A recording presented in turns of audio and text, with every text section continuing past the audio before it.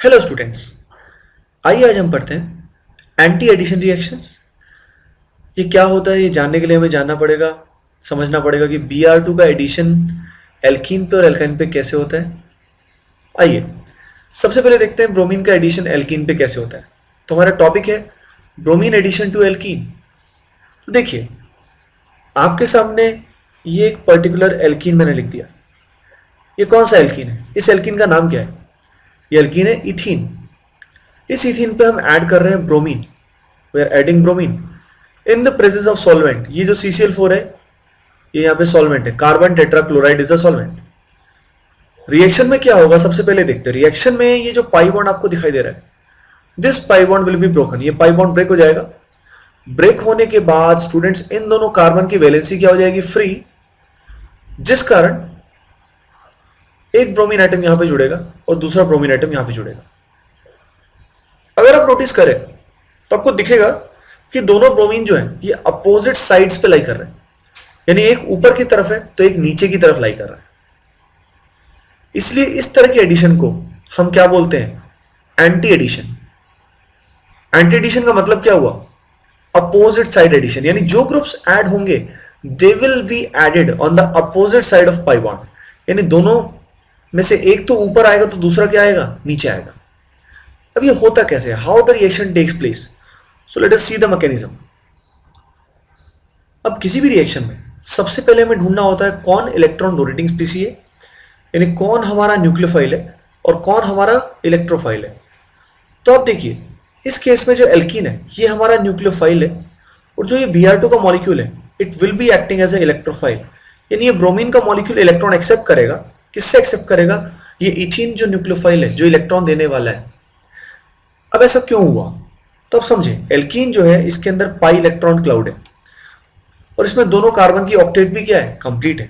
तो ऑब्वियसली इसको और इलेक्ट्रॉन की जरूरत नहीं है, तो ये अपने इलेक्ट्रॉन डोनेट भी कर सकता है। उसके अलावा जो पाई बॉन्ड होता है it is a weak bond, तो इस पाई बॉन्ड को ब्रेक करना भी क्या होता है? आसान। Hence this alkene will act as a nucleophile. अब इस ब्रोमीन को देखते हैं। ये ब्रोमीन न्यूट्रल है। अब न्यूट्रल है तो ऐसे केस में बिना किसी चार्ज के इलेक्ट्रॉन एक्सेप्ट कैसे करेगा? इसमें पोलैरिटी भी नहीं है। तो एक्चुअल में ब्रोमीन मॉलिक्यूल में एक हल्की सी पोलैरिटी होती है। ब्रोमीन यूनिट में हल्का सा प्लस हल्का सा माइनस चार्ज आता है। ये जो पोलराइजेशन होता है इसको बोलते हैं इंड्यूस्ड पोलराइजेशन। ये कैसे हुआ?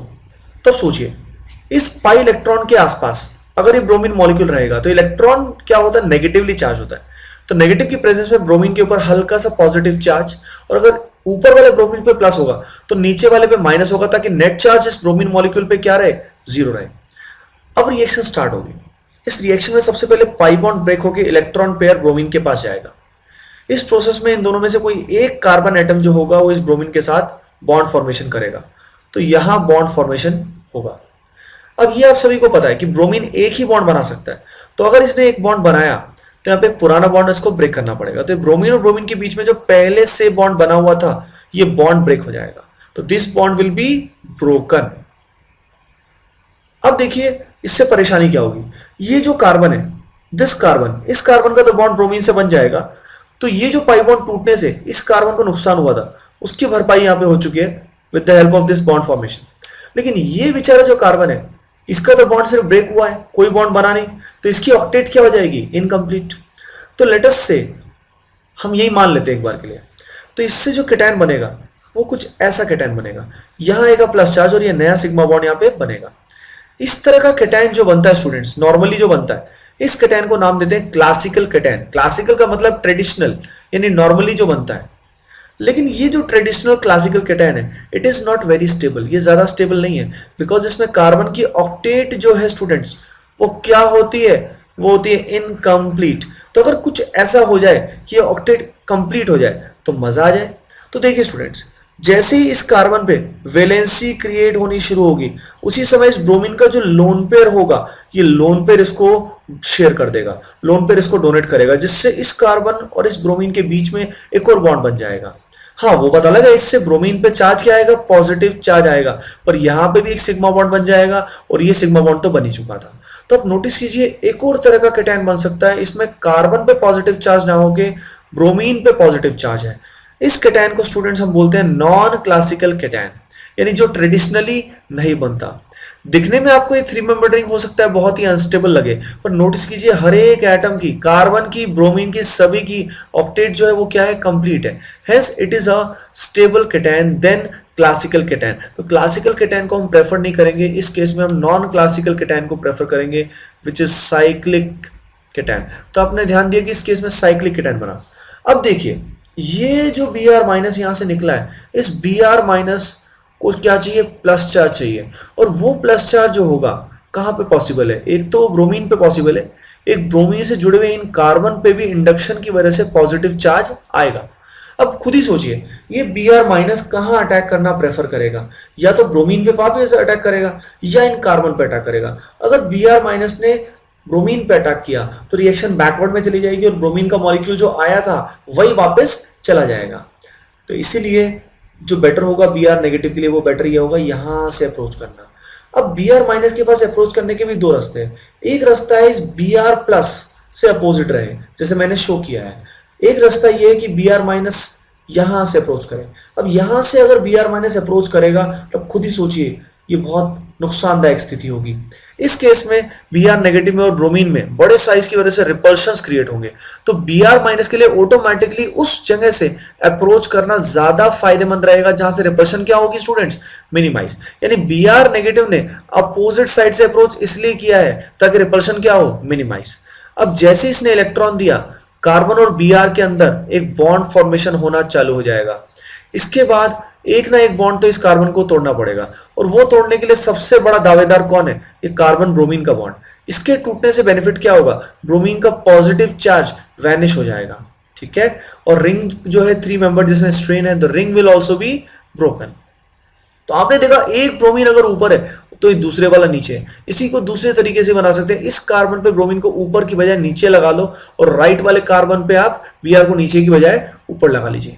तो आपने देखा इस रिएक्शन में एंटी एडिशन हुआ, यानी दोनों ब्रोमीन जो ऐड हुए they are added on the opposite sides of pi bond, एक ऊपर है तो एक नीचे है। अगला पॉइंट, रिएक्शन में कितने स्टेप्स हुए, तो आपने देखा इस रिएक्शन में कितने स्टेप्स हुए, दो स्टेप हुए।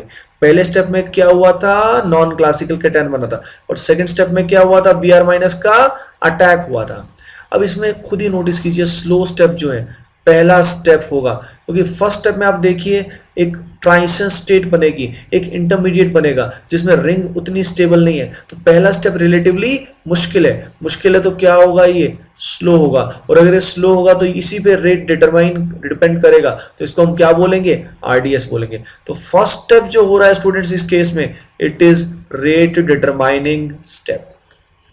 अगली बात जो बहुत ही इंपॉर्टेंट है, ये जो रिएक्शन है Br2 addition, it serves as a test for unsaturation, यानी एल्कीन और एल्काइन का ये टेस्ट काम आता है।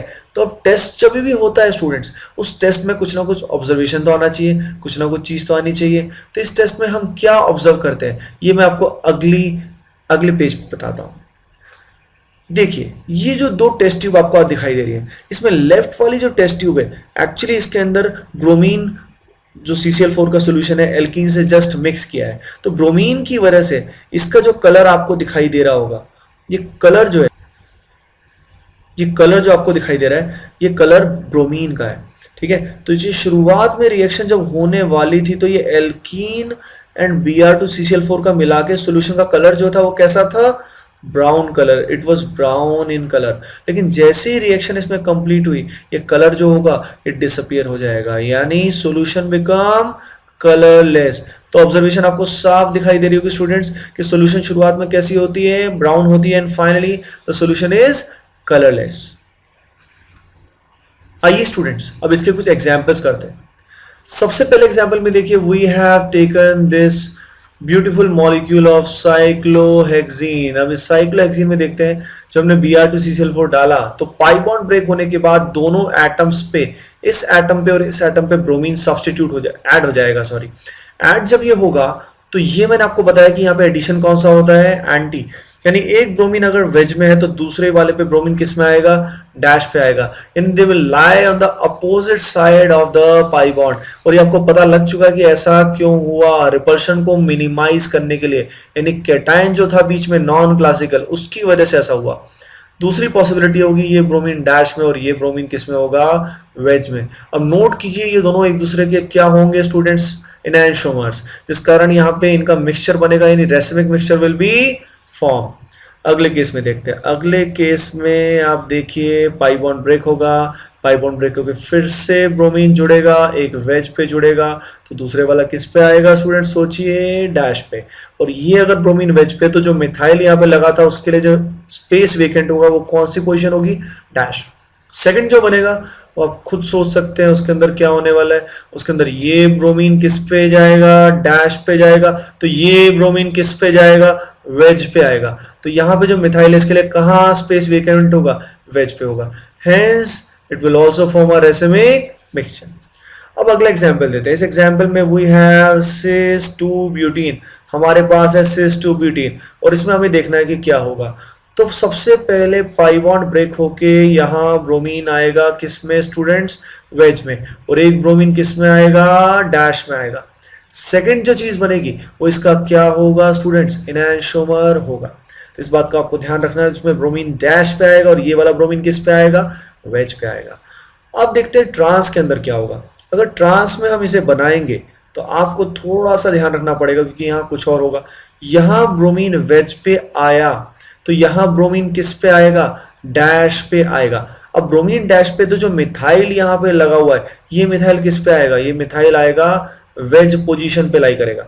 अब देखिए नीचे की तरफ यहाँ हाइड्रोजन एटम है, जो मैंने पिछले केस में दिखाने की जरूरत नहीं समझी थी, तो यहाँ एक H अवेलेबल है। सिमिलरली यहाँ पे भी एक हाइड्रोजन एटम अवेलेबल है, तो वो हाइड्रोजन एटम स्टूडेंट्स कहाँ पे लाई करेगा, यहाँ लाई करेगा।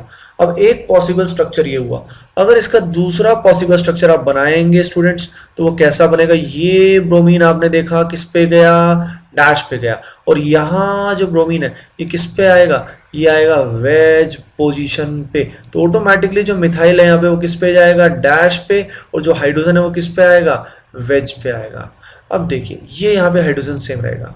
अब एक्चुअल में इन दोनों को देखते हैं तो आपको दिखने में ये दोनों एक दूसरे के इनैनशोमर या डिफरेंट लग सकते हैं, पर अगर आप इसमें रोटेशन का यूज करें तो आपको ये दिख जाएगा कि दोनों एक दूसरे के क्या मिलेंगे, ये इन आइडेंटिकल होंगे, they will not be enantiomers of each other. So both of them are identical. So the answer is only 1. Okay, now in this example we have this alkyne. हमारे पास ये alkyne है और alkyne में हमने bromine का एक unit, एक equivalent डाला है। तो सबसे पहले ट्रिपल बॉन्ड ब्रेक होगा। ब्रेक होने के बाद क्या बनेगा स्टूडेंट्स, यहाँ पे आएगा डबल बॉन्ड। डबल बॉन्ड आने के बाद दोनों कार्बन एटम्स के पास एक एक वैलेंसी फ्री होगी, तो एक ब्रोमीन का एटम कहाँ आएगा, नीचे की तरफ आएगा, तो दूसरा ब्रोमीन कहाँ पे आएगा, ऊपर आएगा। तो नोटिस कीजिए ये जो प्रोडक्ट बना, इस केस में इस डबल बॉन्ड के क्रॉस जो कॉन्फ़िगरेशन है वो कौन सी है, ट्रांस कॉन्फ़िगरेशन है। तो hence only trans product will be formed, cis यहाँ पे नहीं बन पाएगा, तो सिंगल प्रोडक्ट इज ऑब्टेन्ड। आइए स्टूडेंट्स अगला एग्जाम्पल लेते हैं। इस केस में अगर नोटिस करो आप तो एल्कीन के सामने ब्रोमीन के साथ हमने जो सॉल्वेंट लिया है वो क्या लिया है स्टूडेंट्स, वाटर लिया है। वाटर आने से आप सोचिए फर्क क्या पड़ेगा। मैं पहले आपको आंसर बता देता हूँ। आंसर में आप नोटिस करें एक कार्बन पे OH है तो दूसरे कार्बन पे क्या है, ब्रोमीन है, यानी दोनों ब्रोमीन नहीं है, एक तो ब्रोमीन है और दूसरा क्या है, OH है। तो ये जो पर्टिकुलर प्रोडक्ट बनता है इस प्रोडक्ट को हम स्टूडेंट्स क्या बोलते हैं, इसको हम बोलते हैं ब्रोमोहाइड्रिन। इट इज ब्रोमोहाइड्रिन, ब्रोमो ब्रोमीन की वजह से, हाइड्रिन OH की वजह से। अब इन OH और ब्रोमीन की रिलेटिव पोजीशन कैसे डिसाइड हुई, कैसे ऐसा आया, ये हम बात करते हैं। तो सबसे पहले आपको पता है ये पाई बॉन्ड यहाँ से ब्रेक होगा और पाई बॉन्ड ब्रेक होके ये नॉन क्लासिकल केटायन बनेगा। अब क्या होता है, पिछले केस में इफ यू रिमेंबर हमने अटैक कराया था Br- का, पर यहाँ पे Br- की बजाय कौन अटैक करेगा पता है आपको, water will attack. Why, because water is in excess. तो एक्सेस में होने की वजह से Br- की बजाय अटैक करने के चांसेस ज्यादा किसके हुए, वाटर के। अब इसमें वाटर का मॉलिक्यूल देखो, इसमें O पे नेगेटिव है, इस O नेगेटिव को क्या चाहिए, पॉजिटिव चार्ज चाहिए। तो कार्बन ब्रोमीन में इलेक्ट्रॉन जो ये नेगेटिविटी का डिफरेंस है, जिस कारण इन दोनों कार्बन पे क्या आएगा, डेल्टा प्लस क्रिएट होगा। तो आपको सोचना है कि ये वाटर कहाँ अटैक करेगा। तो वाटर का मॉलिक्यूल एक्चुअली इस कार्बन पे अटैक करेगा, क्योंकि इस कार्बन पे कार्बोकेटायन कैरेक्टर ज़्यादा स्टेबल होगा। मैं आई एम रिपीटिंग, ये कार्बोकेटायन कैरेक्टर ज़्यादा स्टेबल होगा, क्योंकि यहाँ पे मिथाइल का प्लस आई इस कैटायन कैरेक्टर को क्या करेगा, स्टेबलाइज करेगा। तो water will attack on the carbon having the stable cationic character, जिससे O और C में बॉन्ड बनेगा और ये वाला बॉन्ड ब्रेक हो जाएगा। एक्चुअल में इसमें बीच में एक इंटरमीडिएट बनेगा कुछ ऐसा, CH3CH, यहाँ आएगा OH2, O पे आएगा पॉजिटिव चार्ज, यहाँ पे आएगा CH2Br। अब इसके बाद देखो ये जो O का पॉजिटिव चार्ज है ये स्टेबल नहीं है, तो फाइनली ये H यहाँ से रिमूव हो जाएगा, कोई भी वीक बेस इसको रिमूव कर जाएगा। तो ये जो स्टेप होता है ये आपको अपने आप आना चाहिए। This step is very fast step. तो आपने देखा कि कैसे ब्रोमोहाइड्रेट बनता है। तो आइए स्टूडेंट्स, आज के लेक्चर में जो हमने पढ़ा इसको हम लोग रिकैप करते हैं। देखिए, सबसे पहले हमने देखा कि ब्रोमीन का एडिशन जो होता है वो CCl4 में होता है, पाई बॉन्ड ब्रेक होके ब्रोमीन ब्रोमीन जुड़ता है। It is a two step reaction. इस टू स्टेप रिएक्शन में सबसे पहले नॉन क्लासिकल साइक्लिक केटायन बनता है और नॉर्मल क्लासिकल केटायन नहीं बनता। नॉन क्लासिकल केटायन क्यों ज़्यादा स्टेबल है, क्योंकि इसमें केटायन की ऑक्टेट क्या होती है, कंप्लीट होती है। फिर Br माइनस का अटैक जो होता है वो किस तरफ से होता है, अपोजिट साइड से होता है, ताकि रिपल्शन क्या हो, minimise, hence anti addition will take place.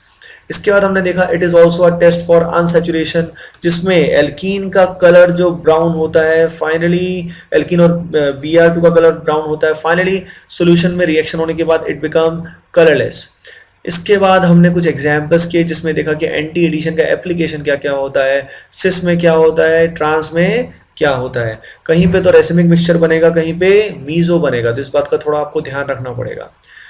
अपन ने देखा कि एल्काइन में Br2 कैसे ऐड हुआ और ट्रांस प्रोडक्ट ही मेजर बना। फिर हमने देखा कि how bromohydrin is formed. Okay, thank you, please like and subscribe.